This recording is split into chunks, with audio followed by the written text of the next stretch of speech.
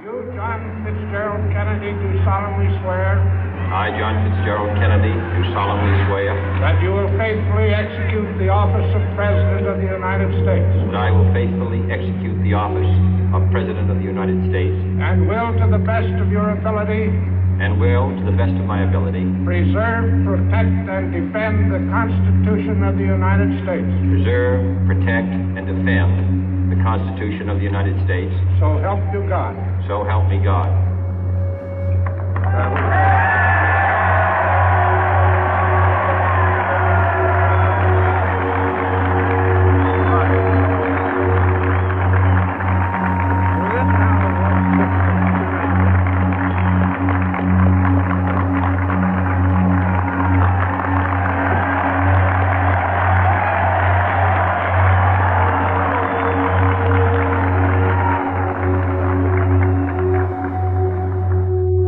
Vice President Johnson, Mr. Speaker, Mr. Chief Justice, President Eisenhower, Vice President Nixon, President Truman, Reverend clergy, fellow citizens. We observe today not a victory of party, but a celebration of freedom, symbolizing an end as well as a beginning, signifying renewal as well as change.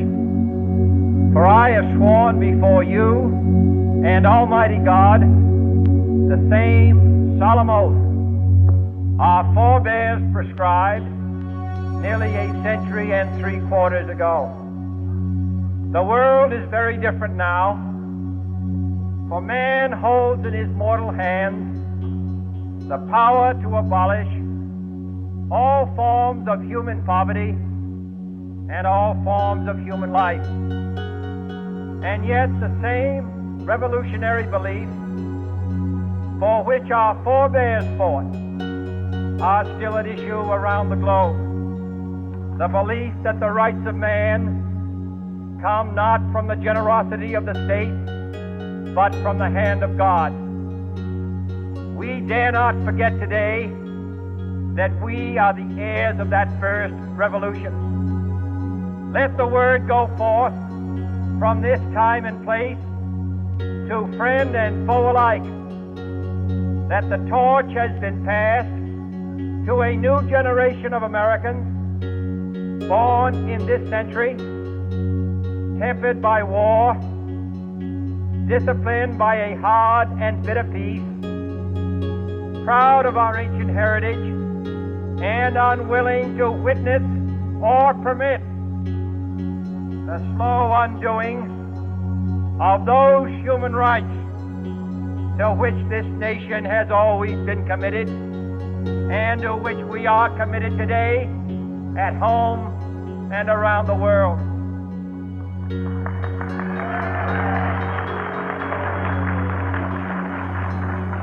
Let every nation know, whether it wishes us well or ill, that we shall pay any price, bear any burden, meet any hardship, support any friend, oppose any foe to assure the survival and the success of liberty.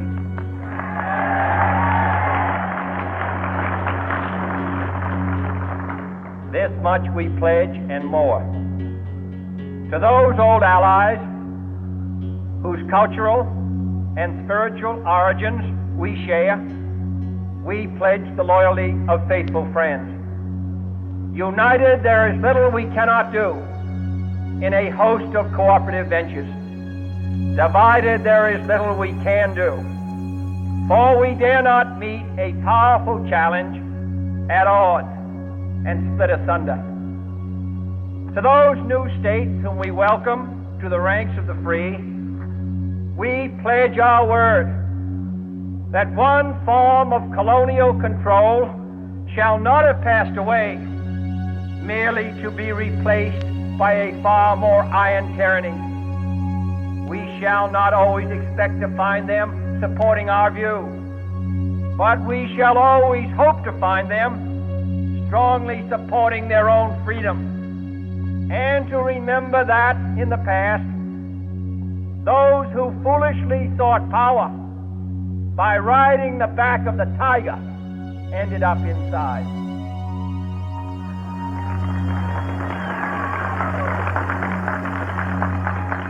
To those people in the huts and villages of half the globe struggling to break the bonds of mass misery, we pledge our best efforts to help them help themselves for whatever period is required, not because the communists may be doing it, not because we seek their votes, but because it is right. If a free society cannot help the many who are poor, it cannot save the few who are rich.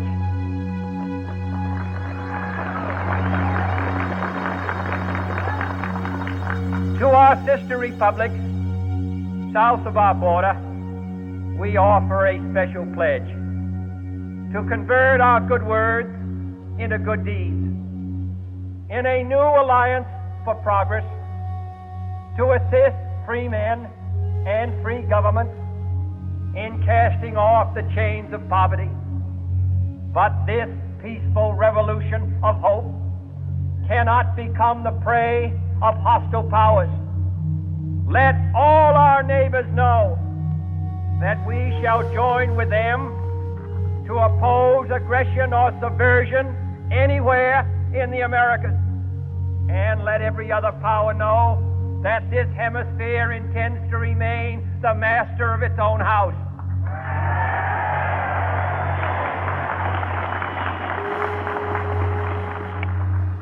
To that World Assembly of Sovereign States, the United Nations, our last best hope, in an age where the instruments of war have far outpaced the instruments of peace, we renew our pledge of support to prevent it from becoming merely a forum for invective, to strengthen its shield of the new and the weak, and to enlarge the area in which its writ may run.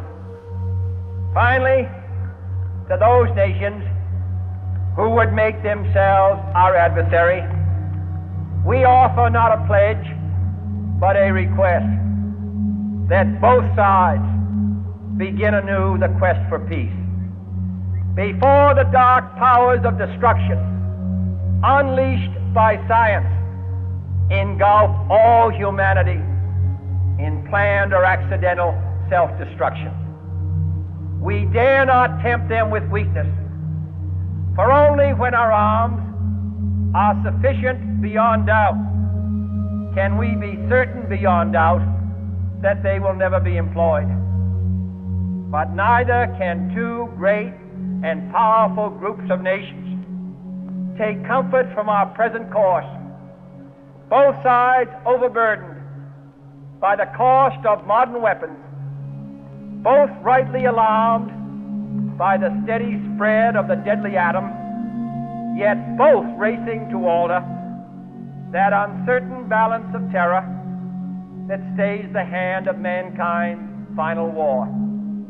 So let us begin anew, remembering on both sides that civility is not a sign of weakness, and sincerity is always subject to proof. Let us never negotiate out of fear, but let us never fear to negotiate.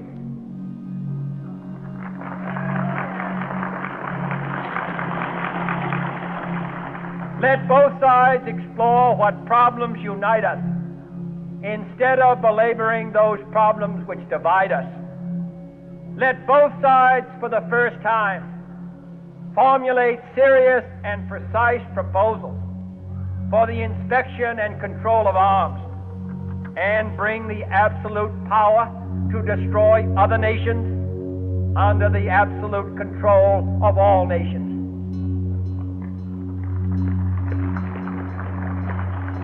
Let both sides seek to invoke the wonders of science instead of its terrors. Together, let us explore the stars, conquer the deserts, eradicate disease, tap the ocean depths, and encourage the arts and commerce. Let both sides unite to heed in all corners of the earth the command of Isaiah to undo the heavy burden and let the oppressed go free. And if a beachhead of cooperation may push back the jungle of suspicion, let both sides join in creating a new endeavor, not a new balance of power, but a new world of law, where the strong are just and the weak secure and the peace preserved. All this will not be finished in the first 100 days, nor will it be finished in the first 1,000 days, nor in the life of this administration, nor even perhaps in our lifetime on this planet. But let us begin.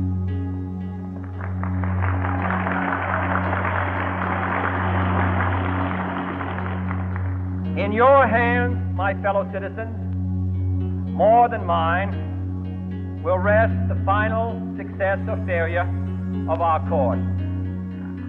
Since this country was founded, each generation of Americans has been summoned to give testimony to its national loyalty.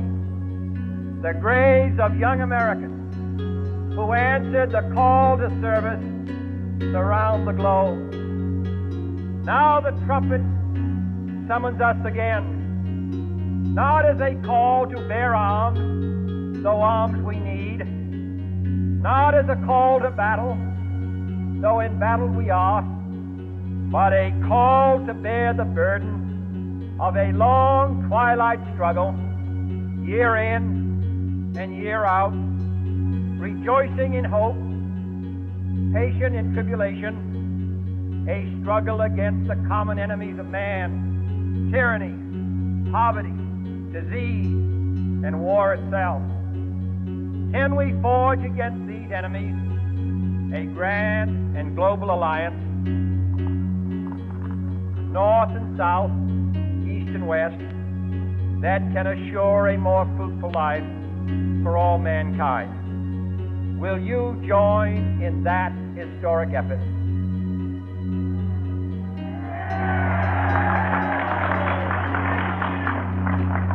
In the long history of the world, only a few generations have been granted the role of defending freedom in its hour of maximum danger. I do not shrink from this responsibility. I welcome it.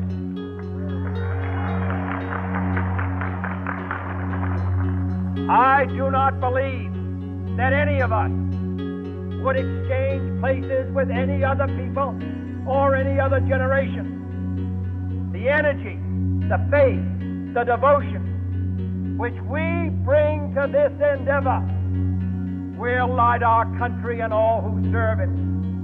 And the glow from that fire can truly light the world. And so, my fellow Americans, ask not what your country can do for you, ask what you can do for your country.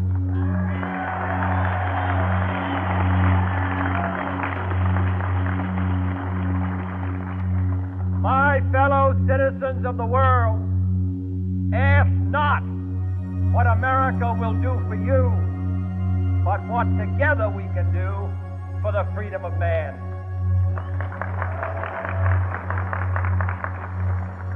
Finally, whether you are citizens of America or citizens of the world, ask of us here the same high standards of strength and sacrifice which we ask of you.